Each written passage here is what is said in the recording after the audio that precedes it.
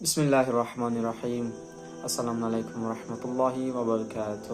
رسول خدا ارشاد فرماتے ہیں کہ مجھے تعجب ہے غفلت یعنی خدا کو بھول جانے والے پر، کہ جس سے غفلت نہیں بڑھتی جائے گی، لیکن وہ خدا سے تو غافل ہے لیکن خدا اس سے غافل نہیں ہے، جلد نقصان اٹھائے گا۔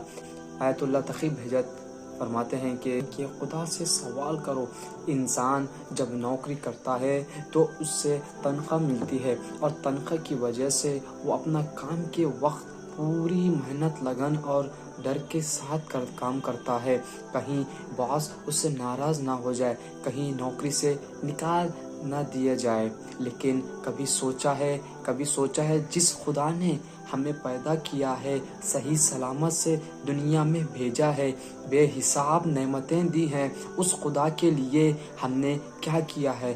چند گھنٹوں کی نوکری کے لیے تو ہم اتنی محنت کرتے ہیں، پر جس نے زندگی دی، رزق دیے، ہر نعمت سے نوازا، ہر نعمت عطا کی، کیا ہم اس کی حکم اور اس کی رضا کے لیے اتنی ہی محنت کیے ہیں؟ لہٰذا ہمیں چاہیے کہ اس غفلت جیسے بیماری سے محفوظ رہیں۔ والسلام علیکم ورحمۃ اللہ وبرکاتہ۔